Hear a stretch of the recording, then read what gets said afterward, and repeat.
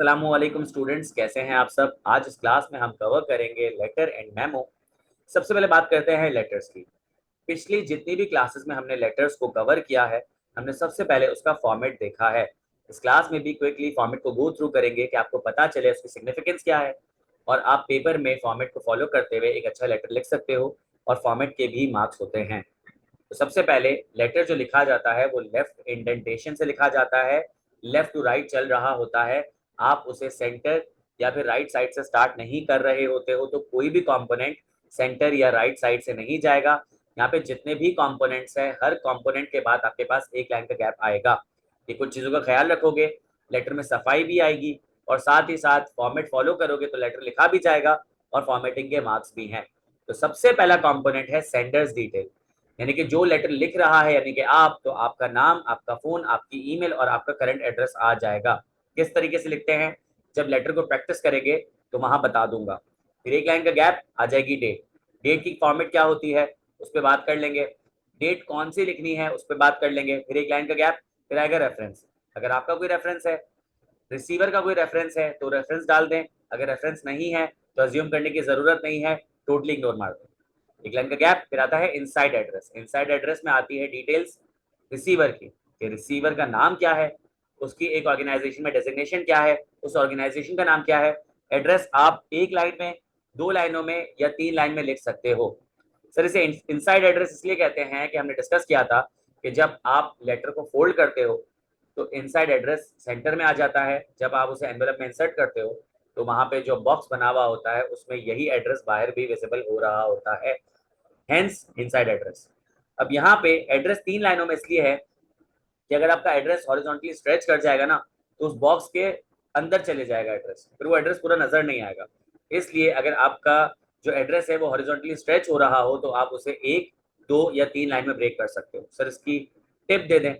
आपने पहला कंपोनेंट लिखा, कॉमा लगाया, दूसरा कंपोनेंट लिखा, अब तीसरा कंपोनेंट जो ना आपने अगली लाइन में ले जाना है। लेट्स सपोज पहली लाइन हो गई, अब तीसरा कंपोनेंट आप लगाए दूसरी लाइन पे, कॉमा लगाया। अगर चौथा कंपोनेंट है तो वो भी दूसरी लाइन पे रहेगा। अब पांचवा कंपोनेंट आएगा ना तो आप तीसरी लाइन पे उतर जाओगे।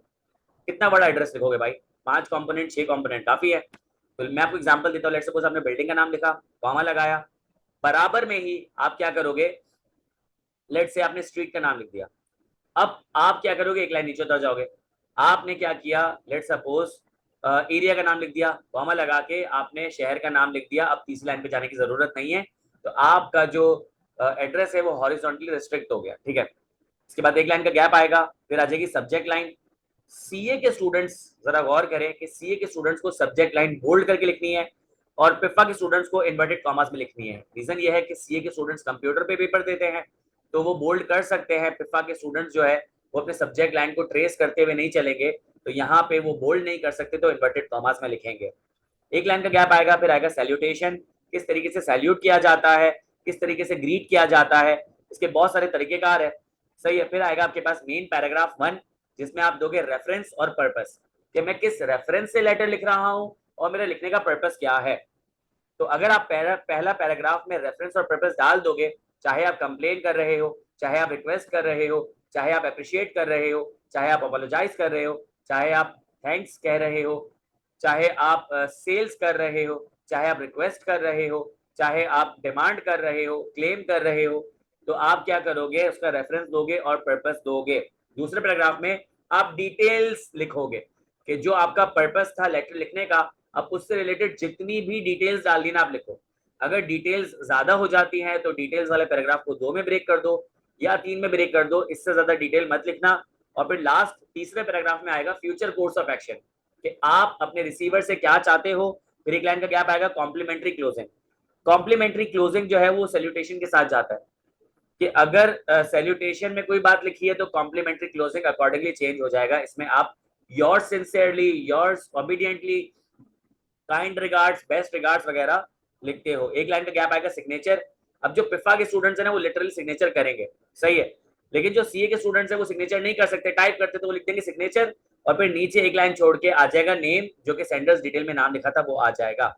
अगर आपने कुछ इनक्लोज किया हुआ है, कोई अटैच किया हुआ है, कोई सीवी को, कोई रिपोर्ट को, तो आप इनक्लोजर में मेंशन कर दोगे। अब यहाँ पे आप पूरे लेटर के फॉर्मेट में देख रहे हो कि कॉमा कहीं पे भी यूज नहीं हुआ फॉर्मेट में, सिर्फ सैल्यूटेशन में यूज हुआ है। तो अगर सैल्यूटेशन में कॉमा लगता है तो कॉम्प्लीमेंट्री क्लोजिंग में भी कॉमा लगेगा। अगर सैल्यूटेशन से कॉमा हटा तो फिर कॉम्प्लीमेंट्री क्लोजिंग से भी कॉमा हट जाएगा। लेटर के फॉर्मेट में कहीं भी कॉमा नहीं है। कंटेंट के अंदर का फॉर्मूला हो तो हो, जैसे लेट सपोज आप एड्रेस लिख रहे हो, एड्रेस को ब्रेक करने के लिए आप कॉमा डालते हो, तो वो एड्रेस का कॉमा है, वो लेटर की फॉर्मेटिंग का कॉमा नहीं है। लेटर की फॉर्मेटिंग में सिर्फ सैल्यूटेशन और कॉम्प्लीमेंट्री क्लोजिंग में कॉमा आता है, और वो भी अगर आप दोनों में हटाना चाहो तो दोनों में हट सकता है। ऐसा नहीं होगा कि सैल्यूटेशन में कॉमा होगा और कॉम्प्लीमेंट्री क्लोजिंग में नहीं होगा, होगा तो दोनों में, अदरवाइज दोनों में नहीं होगा। आई होप आपको फॉर्मेट समझ आ गया हो। अब मैंने आपको कहा था कि सैल्यूटेशन और complimentary closing side by side चलते हैं, जरा इस पे बात कर लेते हैं। सर देखें, हम अक्सर क्या कर रहे होते हैं, किसी को भी एड्रेस करने के लिए हम सैल्यूटेशन में लिखते हैं dear Mr, dear Miss, dear Mrs, dear sir, dear Miss, या फिर हम डियर और मिस्टर या मिस लगाते ही नहीं है, सीधा सीधा नाम ले लेते हैं। तो सर ये डियर की क्या सिग्निफिकेंस है, ये मिस्टर मिस मिसेस सर की क्या सिग्निफिकेंस है, जरा इस पे बात कर लेते हैं। अगर आप एब्रीविएशन यूज कर रहे हो मिस्टर की, MISTER की, यानी कि MR. तो इसका मतलब ये है कि आप किसी मेल को मुखातिब कर रहे हो, और वो मेल भी आपका स्टेक होल्डर है। आपका क्लाइंट हो सकता है, कस्टमर हो सकता है, सप्लायर हो सकता है, आप गवर्नमेंट को लेटर लिख रहे हो तो कोई गवर्नमेंट पर्सनल हो सकता है, आपका कोई लेंडर हो सकता है, बोरोवर हो सकता है, एम्प्लॉय हो सकता है, आपको कोई सीनियर हो सकता है। तो आप लिखेंगे dear mister let's say Ali. तो डियर मिस्टर अली का मतलब यह है कि आप किसी स्टेक होल्डर से मुखातिब हो, उसका मैरिटल स्टेटस पता नहीं है, शादीशुदा हो भी सकता है या नहीं भी। अगर आप लिख रहे हैं ना डियर मिस, MISS वाला नहीं, MS. तो ये इसका मतलब है आप किसी फीमेल को मुखातिब कर रहे हो। अगेन कोई भी स्टेक होल्डर हो सकती है, उसका मैरिटल स्टेटस नहीं पता। अगर आपको किसी स्टेक होल्डर का मैरिटल स्टेटस पता है और वो फीमेल है तो आप मिसेस लिखोगे MRS. सही है। अगर आप किसी मेल टीचर को मुखातिब कर रहे हो तो आप लगाओगे डियर सर, और अगर आप किसी फीमेल टीचर को मुखातिब कर रहे हो तो आप लगाओगे dear Miss, dear sir Ali, dear Miss Alia. सही है। और अगर आप लेट से डियर हटा देते हो या मिस्टर हटा देते हो तो आप फॉर्मेलिटी हटा रहे हो, तो वो इनफॉर्मल हो जाएगा, तो किसी फ्रेंड किसी फैमिली को आप लेटर लिख रहे हो कैजुअल स्टाइल में। सही है। इसके बाद आ जाते हैं कॉम्प्लीमेंट्री क्लोजिंग में। अब लेट सपोज आप अक्सर सोचते हो कि सर योर्स सिंसियरली कहाँ लिखे। योर्स सिंसियरली जाएगा आपका कि अगर आप लेट सपोज किसी स्टेक होल्डर को लेटर लिख रहे हो, जैसे कि dear Mr Ali, dear Miss Alia या डियर मिसेस आलिया, तो इसका मतलब यह है कि फिर आप एंड में कॉम्प्लीमेंट्री क्लोजिंग पे लगाओगे योर्स सिंसियरली। अगर आप किसी टीचर को लेटर लिख रहे हो कि लेट सपोज हमने कहा डियर सर ओवेस या डियर मिस आलिया, तो यहाँ पे आप क्या करोगे, योर्स ओबीडियंटली लगाओगे। अगर आप इनफॉर्मल सेटिंग में लेटर लिख रहे हो अपने फ्रेंड को, अपनी फैमिली को, अपने जूनियर को, अपने सब ऑर्डिनेट को, अपने स्टूडेंट को, तो आप यहाँ पे क्या लिखोगे, आप नीचे कॉम्प्लीमेंट्री क्लोजिंग में लगाओगे regards, kind regards, warm regards, best regards, यानी कि रिगार्ड की फैमिली। तो रिगार्ड्स जो है वो थोड़ा सा इनफॉर्मल सेटिंग में यूज हो रहा होता है। आगे बढ़ते हैं। अब जो मैंने आपको ऊपर फॉर्मेट दिखाया ना, उसमें मैंने सिर्फ चीजें एंटर कर दी है, लेटर नहीं है ये। जैसे नाम, मेरा नाम मोहम्मद उवैस है, मोहम्मद उवैस लिख दिया। मेरा फोन नंबर 0332417620। अब कोई बच्चा कहेगा सर +92 लगा दूं, तो भाई आप कराची में हो, कराची में ही लेटर सेंड कर रहे हो, तो उसको पता है कि कराची का जो कोड होता है वो +92 होता है। आप अब्रॉड में लेटर भेजते तो चले यहाँ पे आप कोड लगा सकते थे, सर तो क्या +92 लगा ही नहीं सकता, मर्जी है, +92 लगा लो, 0 लगा लो। आप ऐसे भी लिख सकते हो 0333 स्पेस 2417620, आप ऐसे भी लिख सकते थे 0333-2417620। तो आप इस तरीके से जो है फोन नंबर लिख सकते हो। ईमेल आईडी, भाई जो भी आपने ऊपर नाम लिखा है, जैसे mohammed.uwais@gmail.com, अब्दुल्ला शफीक तो abdullah.shafiq@gmail.com। ईमेल एड्रेस बना दो, वो कौन से जाके वेरीफाई करेंगे। और एड्रेस क्या करना है, आपने आपने अपने एरिया तक का एड्रेस बता देना है, उसको घर तक नहीं पहुंचाना। लेट्स सपोज यहाँ मैंने लिखा PCHS ब्लॉक 3 कराची, उसको पता चल गया कि भाई PCHS ब्लॉक 3 के एरिया से आया है। अगर मैं सिर्फ PCHS लिख देता तो PCHS ब्लॉक 3 भी होता है, 2 भी होता है, 6 भी होता है, तो मैंने थोड़ा सा स्पेसिफिक कर दिया एरिया को, आपने घर तक नहीं पहुंचाना। कि लेट्स सपोज आपने लिखा कराची, उससे पीछे आपने लिखा PCHS ब्लॉक 3, उससे पीछे आपने लिखा प्लॉट का नंबर, उससे पीछे आपने लिखा बिल्डिंग का नाम, उससे पीछे आपने लिखा फ्लोर नंबर, फिर उससे पीछे हमने लिखा फ्लैट नंबर, फिर उससे पीछे हमने लिखा कि भाई मैं इस कमरे में रहता हूँ। तो यहाँ पे घर तक नहीं लेकर आना, कमरे तक नहीं लेकर आना, आपने क्या करना है, सिर्फ उसे इलाका बता देना है। सही है। फिर एक लाइन का गैप। अब देखिए यहाँ पे डेट आ रही है। मैंने आपको बताया था कि डेट जो है फॉर्मेट के हिसाब से होती है, तो ब्रिटिश फॉर्मेट कहता है date, date, D D, M M M M, Y Y Y Y. तो डी डी में अब जैसे आज 8 में है तो 08। सही है। 9 मई को 09। सही है। इसके अलावा लेट सपोज अगर आपके पास 2 डिजिट आ जाते तो 10111230 कुछ भी हो सकता है। ठीक है। स्पेस, ना डैश ना स्लैश। ठीक है। फिर उसके बाद आ जाएगा MAY में। सही है। अगर लेट सपोज अप्रैल होता तो मैं पूरा लिखता APRIL। सही है। मैं APR नहीं लिखता। M का मतलब होता है पूरा मंथ। सही है। या अगर लेट सपोज अगस्त होता AUGUST लिखता, AUG करके नहीं छोड़ देता। सही है। एब्रीविएशन नहीं होती है। फिर space 2024 Y Y Y Y. सही है। मैं अपोस्ट्रोफी 24 नहीं लिखूंगा, पूरा ईयर लिखूंगा। अच्छा, मंथ में पहला जो आपके पास लेटर होता है वो कैपिटल होता है, बाकी सब स्मॉल होता है। अब इसमें कोई डैश नहीं है, कोई स्लैश नहीं है, ये आपके पास फॉर्मेट मौजूद है डेट का। एक लाइन का स्पेस देंगे, रेफरेंस है तो लिखे, अदरवाइज उसे इग्नोर कर दें। फिर उसके बाद इनसाइड एड्रेस है। अब मैंने अज्यूम किया कि बंदे का नाम अब्दुल्ला है, वो प्रिंसिपल है IQ स्कूल ऑफ फाइनेंस का। और एड्रेस देखे मैंने आपके पास 2 लाइनों में ब्रेक कर दिया कि पहले में 2 कंपोनेंट लिखे 187K कॉमा PECHS ब्लॉक 2 और नीचे लिख दिया कराची। अब मैंने आपको बताया था कि CA वाले जो है सब्जेक्ट लिखेंगे बोल्ड में और पिफा वाले लिखेंगे इन्वर्टेड कॉमास में। अब देखिए ये मेरा स्टेक होल्डर है, डियर मिस्टर अब्दुल्ला। ना ये मेरा टीचर है, सही है, ना ही जो है ये कोई खातून है, ना ही इसका मैरिटल स्टेटस मुझे पता है, तो डियर मिस्टर अब्दुल्ला। सही है। अब रेफरेंस प्लस पर्पस दिया, details the, future course of action बता दिया। अब ऊपर लिखा है डियर मिस्टर अब्दुल्ला कॉमा, तो नीचे आ जाएगा योर सिंसियरली कॉमा। सिग्नेचर या तो आप कर दोगे अगर पिफा के स्टूडेंट हो, CA का स्टूडेंट ऐसे सिग्नेचर लिखेगा। फिर देखे मेरा नाम आ रहा है। अगर मैंने कुछ इनक्लोज किया होता CV वगैरह तो मैं आगे लिख देता CV। तो इस तरीके से हमने फॉर्मेट कवर कर लिया। अब ये आपके पास 3 लेटर्स आ रहे हैं, इसको जरा एक एक करके डिस्कस कर लेते हैं।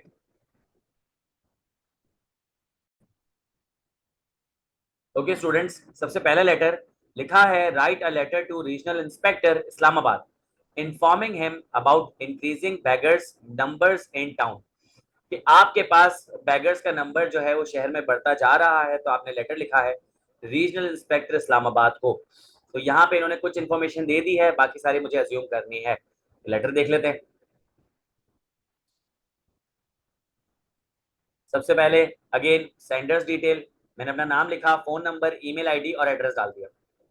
अब यहाँ पे क्योंकि मैं इस्लामाबाद में रहता हूँ तो मैंने एड्रेस क्या कर दिया, ABC area Islamabad, PECHS block 2 Karachi नहीं लिखा।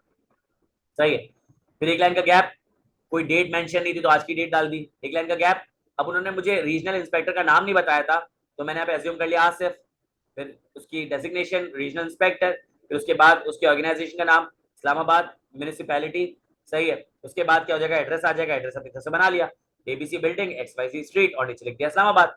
सही है। फिर उसके बाद यहाँ पे इन्वर्टेड कॉमास में मैंने क्या लिखा है, सब्जेक्ट लिखा है। CA के स्टूडेंट्स क्या करेंगे, इन्वर्टेड कॉमास में नहीं लिखेंगे बल्कि उसको बोल्ड कर देंगे, notice regarding increasing number of beggars in town. अब यहाँ पे क्या है, मैंने एक्चुअल लेटर लिखा है, चेक कर लेते हैं। सबसे पहले पहले पैराग्राफ में reference plus purpose, I hope this letters finds you well. I am writing to you as a concerned citizen to address a growing issue in our community, the escalating presence of beggars in Islamabad। मैंने क्या दिया, reference दिया, purpose दिया कि मैं जो है एक कंसर्न्ड सिटीजन की हैसियत से लिख रहा हूं, तो एक रेफरेंस है कि जो लिख रहा है वो क्या है, कंसर्न्ड सिटीजन है। और जो प्रॉब्लम है, जो पर्पस है बताने का, वो ये है कि हमारे एरिया में जो है वो बेगर्स की प्रेजेंस बढ़ती चली जा रही है। अब आएगी डिटेल्स कि रिसेंट मंथ्स में क्या हो रहा है, नंबर ऑफ बेगर्स बढ़ गए हैं, जिसकी वजह से क्या हो रहा है, रेजिडेंट्स में बहुत ज्यादा कंसर्न हो रहा है। सही, they can be found in various locations across the city, पूरे शहर में फैले हुए हैं, आस्किंग फॉर मनी, पैसे मांग रहे होते हैं। This increase not only presents a challenge to public safety, इसमें पब्लिक सेफ्टी भी कॉम्प्रोमाइज हो रही है, साथ ही साथ नेगेटिव इम्पैक्ट भी जा रहा है सोसाइटी में। डिटेल्स डाल दी है। अब देखिए अगले पैराग्राफ में भी डिटेल्स है, लेकिन मैंने यहाँ पे कुछ सजेशन दे दी है, आप चाहो तो सजेशन दे दो वरना और प्रॉब्लम्स बता दो। जैसे यहाँ लिखा हुआ है टू मिटिगेट दिस इशू मैं सजेस्ट कर रहा हूँ कि आउटरीच प्रोग्राम लगाओ, यानी कि उन तक पहुंचे और उनके उनके प्रॉब्लम्स को सुने, सही है, और उनको असिस्टेंस प्रोवाइड करें, उनको रिहैबिलिटेशन प्रोवाइड करें, सही है, कि अगर किसी को जरूरत है रिहैबिलिटेशन की तो उनको वो भी प्रोवाइड करें। उन एजेंसीज को कांटेक्ट करें जो कि इस तरीके के इश्यूज को टैकल कर रही होती है। ऐसे कानून बनाएं कि जिसकी वजह से बैगिंग जो है वो डिस्करेज हो पब्लिक स्पेसेस में। ये मेरी सजेशन है, डिटेल में डाल दी। आप सजेशन नहीं देना चाहते, आप और वाकयात बताना चाहते हो, कि लेट्स सपोज आप ये बता सकते हो कि last week there was a robbery in our neighbourhood and one of the robbers identified as a common beggar in our area, कि पिछले हफ्ते हमारे एरिया में जो है वो एक रॉबरी हुई और जो रॉबर्स को आइडेंटिफाई किया तो उसमें से एक रॉबर जो है वो एक बैगर ही था। तो कितना बड़ा कंसर्न है कि यार जो भीख मांग रहे होते दिन दहाड़े, वो रात में क्या कर रहे होते हैं, रॉबरी कर रहे होते हैं। तो आप ऐसे कोई इशू बता सकते हो डिटेल में, लेकिन ये है कि डिटेल्स आपने बतानी है। लास्ट पैराग्राफ में future course of action, thank you for your attention to this matter, इसमें कोई भी फ्यूचर कोर्स ऑफ एक्शन नहीं है। I look forward to hearing about the steps that will be taken to address the increasing number of beggars in our town। तो कह रहा है मैं वेट करूंगा कि मुझे पता चले कि कुछ स्टेप्स लिए जा रहे हैं ताकि इस इशू को एड्रेस किया जा सके। यानी कि मैं आपसे क्या उम्मीद लगा रहा हूँ कि कोई एक्शन लो तो मुझे पता चल जाए। अगेन ऊपर लिखा है डियर मिस्टर आसिफ, तो नीचे जाएगा योर्स सिंसियरली, सीए वाले स्टूडेंट सिग्नेचर लिखेंगे, पिफा वाले साइन कर देंगे और नाम आ जाएगा, सही है। इसके बाद दूसरा लेटर देख लेते हैं। आई होप आपको बात समझ आ रही हो। सही लिखा हुआ है कि you and your grandfather visit a Sunshine Hospital Lahore, hospital management misbehave you, पता नहीं कैसी इंग्लिश लिखी है। Write a complaint letter to CEO, कि भाई आपके ग्रैंडफादर ने विजिट किया सनशाइन हॉस्पिटल में लाहौर और वहां की मैनेजमेंट ने आपसे बदतमीजी की, आप कंप्लेंट लेटर लिखो सीईओ को, ठीक है। इस बार मैंने नाम चेंज कर दिया, मैंने अपना नाम अब्दुल्ला कर दिया। 0331234567 ये फोन नंबर हो गया मेरा। abdullah.khan@gmail.com ईमेल एड्रेस बना दिया। अब मैंने लाहौर है तो मैंने एरिया बना दिया गुलशन ब्लॉक ए लाहौर, सही है। 8 मई 2024। अब सीईओ का नाम मुझे नहीं पता था, मैंने अज्यूम कर लिया अहमद, डेजिग्नेशन सीईओ, हॉस्पिटल का नाम सनशाइन हॉस्पिटल। अब एड्रेस मैंने अपने से यहाँ पे बना लिया 123A डिफेंस कॉलोनी लाहौर। अब subject line formal complaint regarding misbehaviour by hospital staff. अब यहाँ पे जो पिफा के स्टूडेंट है वो क्या करेंगे, इसको इन्वर्टेड कॉमास में लिखेंगे, बोल्ड नहीं करेंगे। डियर मिस्टर अहमद, अब डियर मिस्टर अहमद तो नीचे क्या आएगा, yours sincerely. Reference plus purpose देख लेते हैं। I hope that this letter finds you well. I am writing to address a distressing incident during a recent visit to Sunshine Hospital Lahore. आपने reference दिया कि मेरा रिसेंट विजिट हुआ था sunshine Hospital Lahore में और एक डिस्ट्रेसिंग इंसिडेंट हुआ था, ये रेफरेंस हो गया। पर्पस ये है कि मैं आपको लिख रहा हूँ। अब आ जाएगा डिटेल कि जब हम असिस्टेंस देख रहे थे अपने फादर के लिए, ग्रैंड फादर के लिए, तो हमें इनकाउंटर करना पड़ा unacceptable behaviour from some staff member, सही है, जिसकी वजह से हमें डिसरिस्पेक्टेड और नेग्लेक्टेड फील हुआ। Despite our attempts to seek help, हम लोगों ने मदद लेने की कोशिश की, लेकिन स्टाफ जो है वो डिसमिसिव था। डिसमिसिव का मतलब होता है वो हमें डिसमिस कर रहा था, डिस्कार्ड कर रहा था, कटा रहा था, भगा रहा था, सही, और अनहेल्पफुल था। आई अर्ज इमीडिएट एक्शन, मैं चाहता हूं कि इमीडिएट एक्शन लिया जाए, फ्यूचर कोर्स ऑफ एक्शन। पहले क्या चाहता हूं कि इमीडिएट एक्शन लिया जाए, दूसरा इन्वेस्टिगेशन की जाए, और क्या चाहता हूं मैं चाहता हूं कि स्टाफ को ट्रेनिंग दी जाए, सही है, और मैं क्या चाहता हूं फ्यूचर कोर्स ऑफ एक्शन में, मैं चाहता हूं कि रिस्पेक्ट दी जाए ट्रीटमेंट जो करवाने आते हैं, सही है, और last but not the least कि आपकी अटेंशन चाहिए और मैं चाहता हूं प्रॉम्प्ट रेजोल्यूशन मिल जाए। तो रेफरेंस प्लस पर्पस दूसरे पैराग्राफ में डिटेल्स, तीसरे पैराग्राफ में आ गया फ्यूचर कोर्स ऑफ एक्शन। फिर अगेन आपके पास फॉर्मेटिंग के हिसाब से योर सिंसियरली, सिग्नेचर और नाम आ जाएगा। अगला लेटर देखें, लिखा है write a letter to head of supply department of HP printing machines ABC road Lahore making an inquiry about possibility of supplying 2 machines to your office as soon as possible. अब यहाँ पे आपने क्या किया कि आपने लेटर लिखा है head of supply department HP printing machine वाले को, सही है, और आपका जो सर इसका जो एड्रेस है वो है ABC Lahore making an inquiry about possibility of supplying 2 machines to your office as soon as possible. अच्छा, मैंने जब ये लेटर लिखा था तो मैं एक चीज भूल गया था कि यहाँ पे मैं भी एक ऑर्गेनाइजेशन हूँ और जिसको मैं भेज रहा हूँ वो भी एक ऑर्गेनाइजेशन है। और मैंने आपको बताया था पहले, अभी नहीं बताया, मैंने आपको पहले बताया था कि जब आप खुद एक ऑर्गेनाइजेशन होते हो, जो सेंडर्स डिटेल होती है वो लेटर हेड में कन्वर्ट हो जाती है। तो यहाँ पे मैंने सेंडर डिटेल लिखी है, आप देखेंगे मैं उसको लेटर हेड में जाके कन्वर्ट कर दूंगा, इसी में आपको दिखाऊंगा, ठीक है। मैं तो सेंडर्स डिटेल लेटर हेड में कन्वर्ट हो जाता है, कोई इतनी मसले की बात नहीं है, बाकी सारी चीजें सेम रहती हैं। तो यहाँ पे सिंपल कह रहा है कि भाई आपने क्या करना है, हेड ऑफ सप्लाई डिपार्टमेंट को लेटर लिखना है जो कि एचपी प्रिंटिंग मशीन में काम करता है, और उसका एड्रेस है एबीसी लाहौर रोड लाहौर, और आपने उससे 2 मशीन मंगवानी है एज सुन एज पॉसिबल, यानी कि अर्जेंसी है, ठीक है। अब यहाँ पे आपने क्या करना है, लेटर हेड बनाना है। तो सबसे पहले मैं करूंगा ये कि सबसे पहले मैं ये एड्रेस कंट्रोल एक्स करके मैं क्या करूंगा, ये एड्रेस लगा दूंगा अब्दुल्ला के यहाँ पे।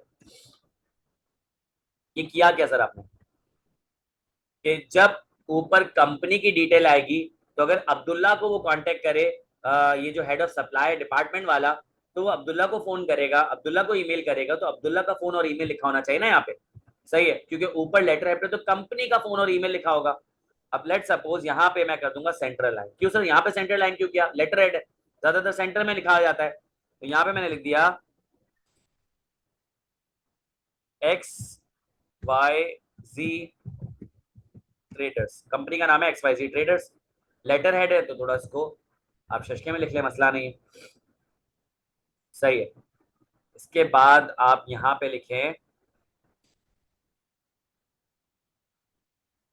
सेंट्रल लाइन करके लिखें फोन 02131234567, ईमेल डाल दें info@xyztraders.pk, और आप डाल दें फैक्स 02137654321।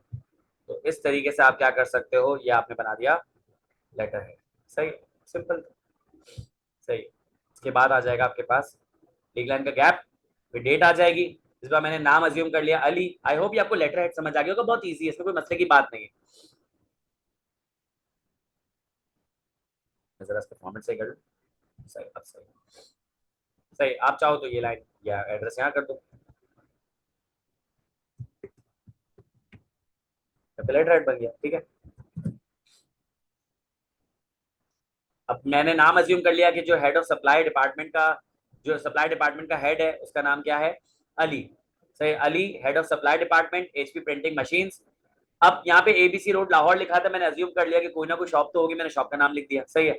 एक लाइन का गैप आ जाएगा, requisition of new printing machines. अब यहाँ पे रेफरेंस देखते हैं, reference plus purpose, I am writing to inquire about possibility of procuring 2 printing machines for our office. यहाँ पे पर्पस क्या है कि मैं जो है वो अक्वायर करना चाह रहा हूँ 2 प्रिंटिंग मशीन्स, और मैं इंक्वायर करना चाह रहा हूँ, तो इसका मतलब क्या है कि मैं रेफरेंस दे रहा हूँ कि मुझे प्रिंटिंग मशीन के रेफरेंसेस के थ्रू मैं आपसे बात कर रहा हूँ। फिर आ जाएगा आपके पास detail, our aim is to enhance our printing processes and boost overall efficiency. हमारा जो एम है, हम चाहते हैं कि हमारा जो प्रिंटिंग प्रोसेस है वो एनहांस हो जाए और हमारी जो ओवरऑल एफिशिएंसी है वो बढ़ जाने के काम जल्द से जल्द हो जाए।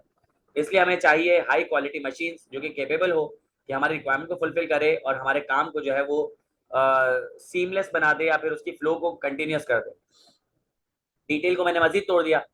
प्रोसीड करने के लिए मैं आपसे रिक्वेस्ट कर रहा हूँ कि मुझे कोटेशन दो 2 प्रिंटिंग मशीन की जो कि हमारी स्पेसिफिकेशन के साथ अलाइंड हो, सही है, और साथ ही साथ क्या लिखा हुआ है कि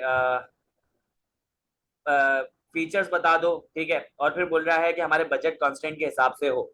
आगे कह रहा है कि हमें वारंटी के बारे में बता दो और आफ्टर सेल सर्विसेज क्या क्या दोगे वो भी बता दो। एंड में फ्यूचर कोर्स ऑफ एक्शन कि आप अर्जेंसी समझो और हमें जल्द से जल्द रिप्लाई करो ताकि हम जल्द से जल्द एक इन्फॉर्म्ड परचेज डिसीजन ले सकें, सही है। फिर अगेन वही सारी चीजें, रिगार्ड सिग्नेचर, और मैंने आपको बताया कि इस बार कंपनी की तरफ से लेटर था, तो आप क्या करोगे, सिर्फ नाम नहीं लिखोगे बल्कि अपनी कॉन्टैक्ट डिटेल भी डाल दोगे कि अगर वो लेट सपोज आपको कॉन्टैक्ट करना चाहे तो वो आपको यहाँ पे फोन ना करे बल्कि सीधा सीधा आपके मोबाइल पे फोन कर ले। तो that's how you write letters. ये तो 3 लेटर्स थे जो कि मैंने सीए के प्लेटफॉर्म से उठाए हैं। इससे पहले जो मैंने आपको मेरे ख्याल से 4 लेटर्स पढ़ाए, जिसमें आपके पास एलिजेंसिया प्राइवेट लिमिटेड है, जपैटोस वाला है, इसके अलावा वो जो मिस्टर अहमद सुल्तान जो कि 2 साल पहले रिटायर हो रहे हैं, अपनी रिटायरमेंट के 2 साल पहले जो है रेजिग्नेशन दे रहे हैं, और इसके अलावा एक और था जिसमें एक बंदा अपने फ्रेंड को जो है ना चेयर गिफ्ट कर रहा होता है। तो वो लेटर्स आप को मैंने ऑलरेडी कराए हुए हैं। आप अगर मुझे 2 मिनट दो तो मैं आपको वो लेटर्स दिखा भी देता हूँ।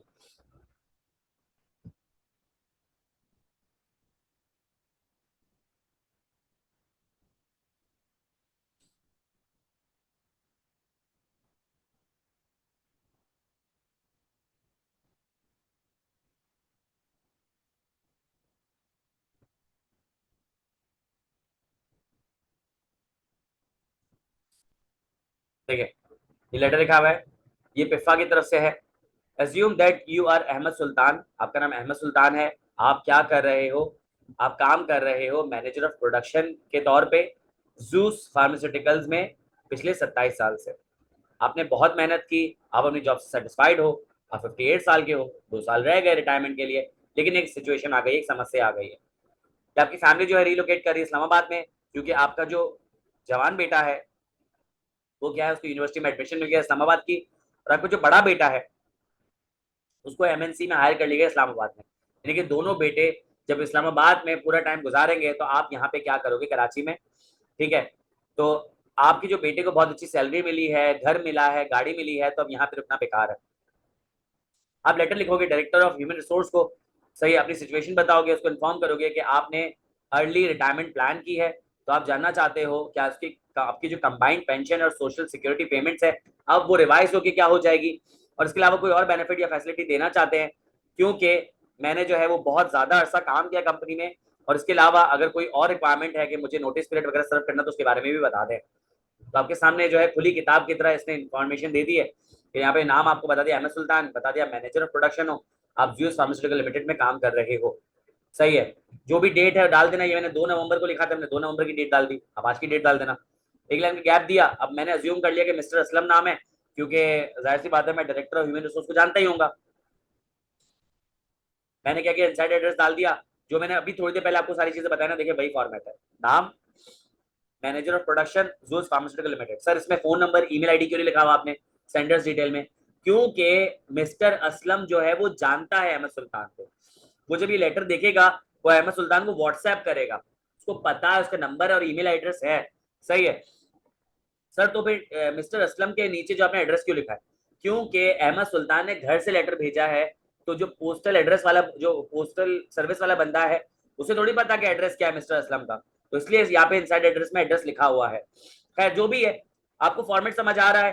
फिर आपके बाद आपने क्या लिखा, आपने जो है वो डाल दिया इसमें सब्जेक्ट लाइन, सीए के स्टूडेंट्स को बोल्ड करेंगे, पिप्पा के स्टूडेंट जो है इन्वर्टेड कॉमर्स में लिखेंगे early retirement inquiry and benefit information request. अब पहले पैराग्राफ में आप रेफरेंस प्लस पर्पस दोगे, दो बीच के पैराग्राफ में आप क्या करोगे, आप डिटेल्स दोगे, और एंड में क्या करोगे, आप फ्यूचर कोर्स ऑफ एक्शन बताओगे। देखो मैं शुरू का और एंड का पैराग्राफ पढ़ रहा हूँ, मिड का छोड़ रहा हूँ। I am writing to inform you of my intention to take early retirement from my role as the manager of production at Zeus Pharmaceutical Limited।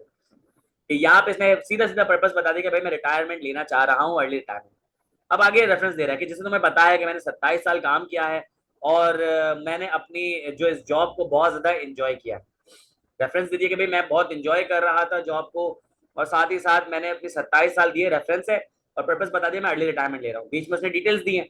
And में उसने क्या कहा, I sincerely hope that you consider my situation. पहला कि मेरी situation को consider कर लो, दूसरा मुझे नेसेसरी गाइडेंस प्रोवाइड कर दो ताकि इस प्रोसेस को स्मूथली जो है वो एंड किया जा सके। और एंड में बोला है कि अगर कोई नोटिस पीरियड मुझे देना है तो वो भी मुझे बता दो।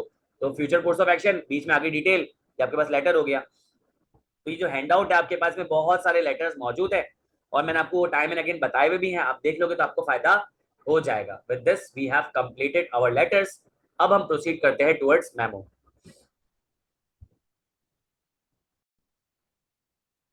ओके स्टूडेंट्स, अब आपके पास जो है वो मेमो का इलस्ट्रेशन नजर आ रही है।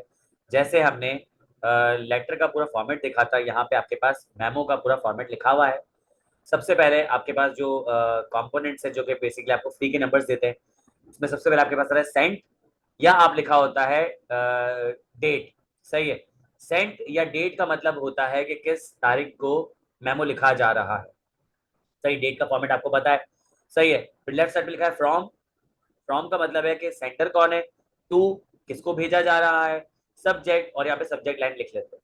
अब यहाँ पे मैं आपको इन्फॉर्म कर दूं कि आपके पास जो लेफ्ट साइड पे सेंट या डेट लिखा हुआ है, फ्रॉम, टू और सब्जेक्ट लिखा है, यहाँ पे लिटरली आपने इसको लिखना है।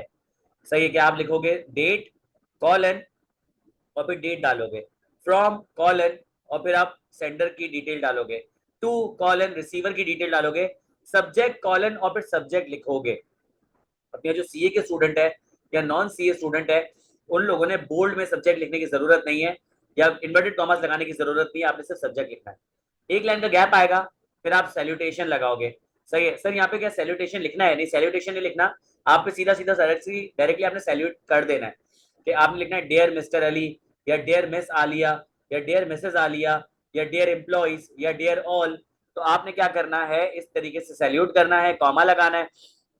फिर आप क्या करोगे, फिर वही 3 पैराग्राफ, रेफरेंस प्लस पर्पस, फिर डिटेल्स और फिर फ्यूचर कोर्स ऑफ एक्शन। तो सर इसका मतलब ये है कि मेमो मोर और लेस लेटर जैसा ही है, बस ये थोड़ा सा कंसाइज होता है।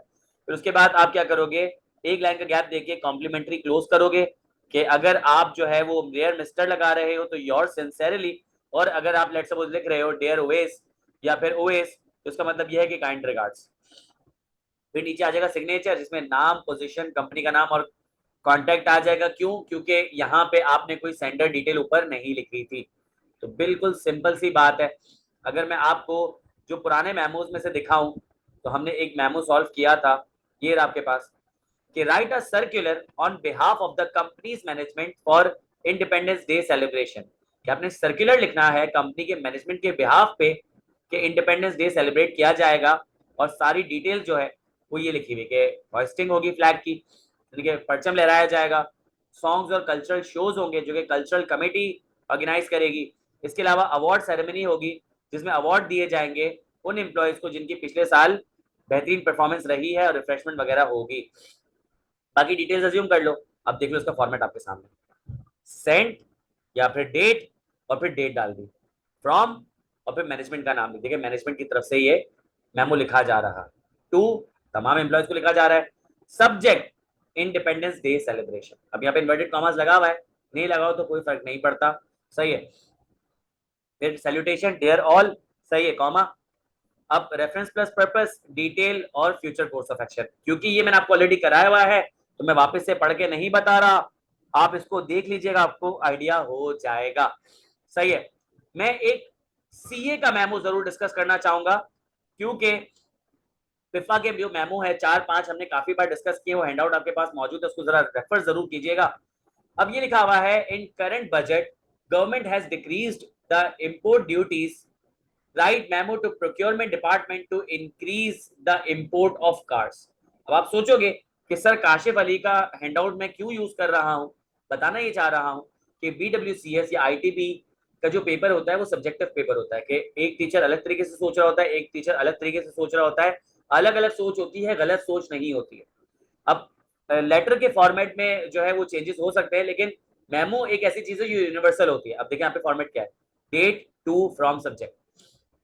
अब डेट आज की डाल दें 8 मई 2024, और उसके बाद जो है वो किसको लेटर लिख रहे हैं आप, अब यहाँ पे आप लेटर लिख रहे हो प्रोक्योरमेंट डिपार्टमेंट को। सही है, और कौन लेटर लिख रहा है, आप अपने फॉर्म में लिख दे सीईओ, कि भाई जाहिर सी बात है कि आप ही सीईओ हो, आप ही प्रोक्योरमेंट डिपार्टमेंट को कह सकते हो कि भाई तुम जो है ना क्या करो, इंपोर्ट करना शुरू कर दो गाड़ियों को। सही है, अब सब्जेक्ट में यहाँ पे थोड़ा सा कॉन्फ्लिक्ट होगा, मैं सब्जेक्ट में लिखूंगा to increase the imports of car, कि यहाँ पे अभी कार की इंपोर्ट्स को इंक्रीज करना है, कि मैं यहाँ पे ऐसे समझ रहा हूं कि अभी अभी मुझे न्यूज मिली है कि इंपोर्ट ड्यूटीज रिड्यूस हो गई है, और मुझे क्या करना है कि गाड़ियों के इंपोर्ट को इंक्रीज करना है। यहाँ पे जो इन्होंने लिखा है वो किस सेंस में लिखा हुआ है कि भाई इंपोर्ट ड्यूटीज डिक्रीज हो गई है जिसकी वजह से लोगों ने गाड़ियों को इंपोर्ट किया, जिसकी वजह से पाकिस्तान में इंपोर्टेड गाड़ियों की डिमांड बढ़ गई है, तो हम भी क्या करें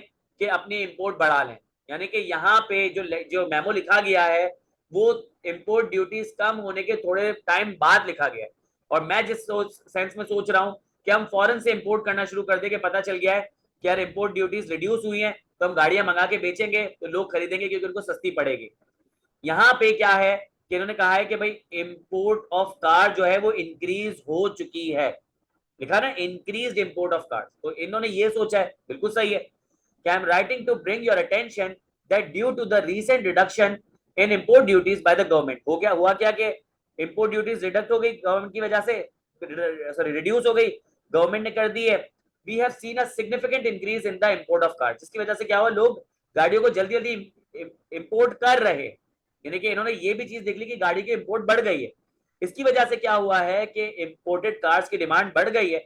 अब हमें इंश्योर करना है कि हमारी प्रोक्योरमेंट टीम क्या करे, इस चीज को हैंडल करे और इस इंक्रीज डिमांड को क्या करे, यूटिलाइज करने की कोशिश करे। मैं होता तो मैं ये कहता कि as you are already aware that recently government has reduced import duties on all the imported items, so let's utilize this opportunity and import as many imported cars as possible so that we could tap the market and sell as many imported cars as possible in the most reduced price possible। ये क्या हो जाता कि मैंने जो है अपना जो है वो मेमो अलग स्टाइल में लिख लिया, और फिर आपको पता है फ्यूचर कोर्स ऑफ एक्शन मोर और लेस एक जैसा होता है कि please provide us with detailed plan, कि हमें डिटेल्ड प्लान दो कि कैसे तुम क्या करोगे, मैनेज करोगे कि आपने इंक्रीज्ड इंपोर्ट ऑफ कार्स को जो है वो इंश्योर करना है, और साथ ही साथ अगर कोई रिकमेंडेशन है तो वो भी दे दो। Kind regards. अब यहाँ पे रिगार्ड लिखा है क्योंकि आप बॉस हो, और बॉस जो है अपने सबऑर्डिनेट को लेटर लिख रहा, मेमो लिख रहा है। Zeta is a new product for your Zeta is a new product of your company which has high demand in market. Nowadays, write a memo to senior manager to increase the production of Zeta. अब यहाँ पे Zeta आपका एक new product है जिसकी demand बहुत ज्यादा बढ़ गई है। आपने सीनियर मैनेजर को क्या करना है, मेमो लिखना है कि भाई Zeta की डिमांड बहुत बढ़ गई है तो उसकी प्रोडक्शन बढ़ा दो। अब यहाँ पे अगेन डेट, टू, फ्रॉम और सब्जेक्ट। अब देखिए यहाँ पे इन्होंने एक इलेक्ट्रिक से सोचा है, मैं थोड़ा सा इलेक्ट्रिक से सोच सकता हूँ कि मैं सोच रहा हूं कि ये जो मैं सीनियर मैनेजर को लेटर लिख रहा हूं, ये सीनियर मैनेजर है प्रोडक्शन डिपार्टमेंट का, ये मेरा सीनियर मैनेजर नहीं है। मैं सीनियर मैनेजर को कैसे कहूं प्रोडक्शन बढ़ा लो, मैं हूं सीईओ, मैं हूं ऑपरेशंस हेड, कि ये अपने डिपार्टमेंट का सीनियर मैनेजर है लेकिन मैं इसका भी मैनेजर हूं, मैं इसका भी जो है वो सुपीरियर हूं। तो यहाँ पे मैं फ्रॉम में लिखूंगा सीईओ या हेड ऑफ ऑपरेशंस, और टू में लिखूंगा manage senior manager production department, सही है। और सब्जेक्ट में मैं क्या लिखूंगा, सब्जेक्ट में मैं लिखूंगा to increase the production of Zeta। अब लिखा ना न्यूली लॉन्च प्रोडक्ट, कंपनी को तो पता ही है, तो यहाँ पे मैं लिखूंगा to increase the production of newly sorry to increase the production of Zeta। और फिर मैं यहाँ बताऊंगा कि भाई in our last quarterly sales report we have received some positive updates about Zeta that the demand has significantly the demand has significant sorry the demand has been increased significantly, so we need to produce more Zeta as compared to our previous products।